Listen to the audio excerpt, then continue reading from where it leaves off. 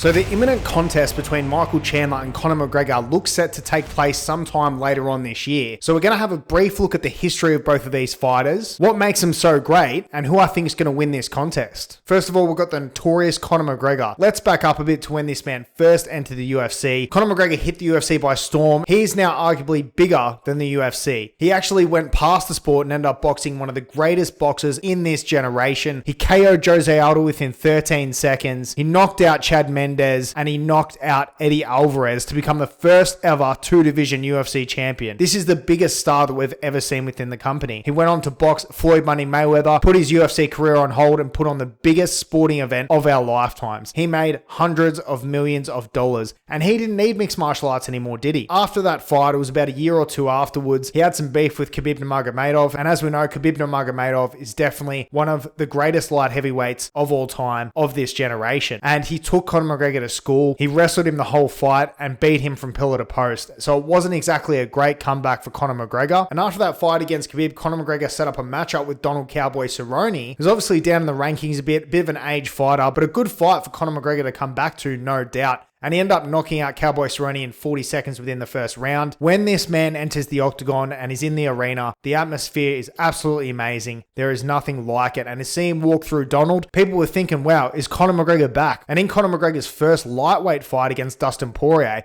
had a very smart strategy. He was kicking at Conor McGregor's legs and the calves, taking him off balance. And he was able to capitalize on this in the second round of that contest, knocking Conor McGregor out. The very first man to knock out Conor McGregor, and it was a fantastic strategy, fantastic performance. But as we know, Conor McGregor, he doesn't like taking losses.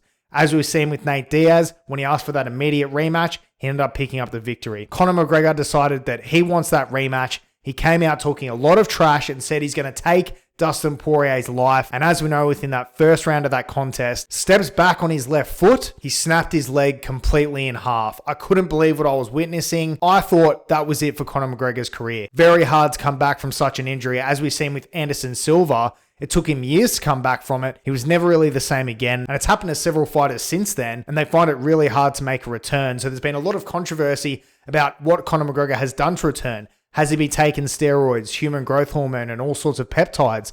Maybe he has, but he's in a position now where he feels that he can return and face off against a very dangerous Michael Chandler. Conor McGregor still needs to enter the ASADA testing pool, so time is running out for him if he wants to get this in within 2023. But his opponent is no joke. Michael Chandler has come on the scene in the last couple of years and is one of the most exciting fighters that we've ever seen enter the octagon. Like Conor McGregor, they are both very fast starters. Very dangerous within the first round. When he first came on the scene, faced off against Dan Hooker and knocked him out cold within the first round. Really showed his power and really showed his athleticism. Now, Michael Chandler's record since he entered the UFC isn't very impressive. But what is impressive is whatever fight this man is in, it's one that the fans are going to absolutely love because Michael Chandler comes to bang and he absolutely brings it every time. He's been in wars with Charles Oliveira, falling a little bit short there and getting knocked out in the second round. But he was dominating Charles in that first round and he almost finished him there, but Michael Chandler got caught and Charles Oliveira did become the new champion. After that, he did face the likes of Dustin Poirier, Tony Ferguson, and Justin Gaethje. And Justin Gaethje was another fight, the same as Dustin Poirier, where you see him come out and he's very difficult to deal with early because he's very athletic, has very good wrestling, but he does get a bit overzealous. He does get a bit excited when he's showing his strikes. And when you had Justin Gaethje and Dustin Poirier with the level of striking they have, they're able to capitalize on these small openings. Now, he did have a very impressive victory against Tony Ferguson with a front head kick, but as we know, Tony Ferguson is on the decline a little bit. So I think this fight here is going to be a fantastic contest for both of these men. Both of them don't have the best records as of late,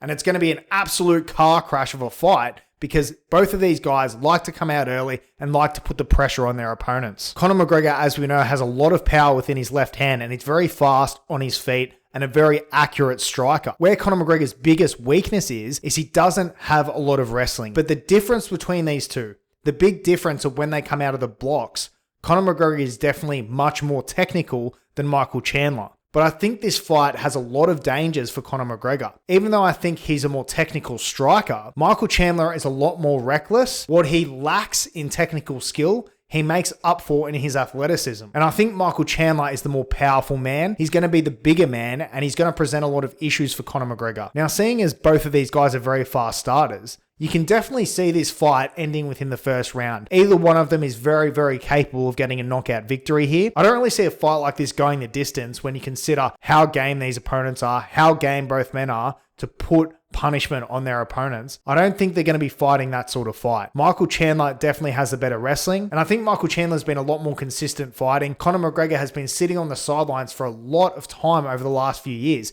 He hasn't really been an active fighter, and I think that's going to really hurt him within this contest, as well as his injuries that he's sustained over the years. He has a bad knee, and obviously with this left foot of his snapping in two, it's going to be very difficult for him, in my opinion, even though he's had all the help in the world from all the peptides, to be able to get a victory over Michael Chandler. Now, I think Michael Chandler is going to be far too strong for him here, but what do you guys think? Who is your early prediction for this contest? Do you think Conor McGregor does have one more run in him, or do you think the sport sort of passed him by at this point? Now, feel free to subscribe if you're interested in the latest MMA news. Thanks very much for tuning in, everyone. I'll catch you all later.